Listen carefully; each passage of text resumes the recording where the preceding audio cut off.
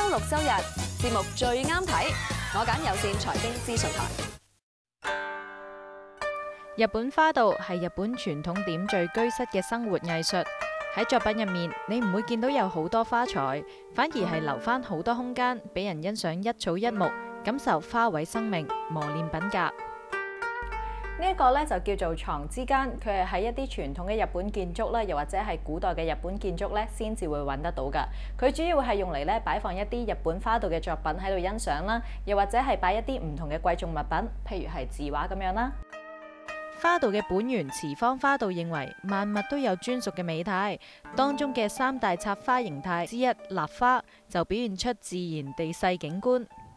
其實立花嘅誕生就係日本花道嘅誕生，佢裏邊有9支主枝，然之後咧每一支主枝有佢固定嘅角度啊、形態啊、名稱啊、意義喺裏邊嘅。咁一個立花就係代表緊一個宇宙，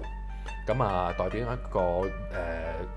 講緊係一個即係自然嘅景觀。於是喺一盤嘅立花作品裏邊咧，你會見到有遠山、有近水、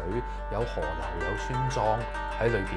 除咗立花，仲有表現植物出生同生命力嘅生花形態。3支主枝分別代表住人、天、地三彩，以陰陽調和，帶出人同大自然嘅關係。而受西方藝術思潮影響嘅自由花形態，由於作品注重個人表達，所以創作自由度就比較大。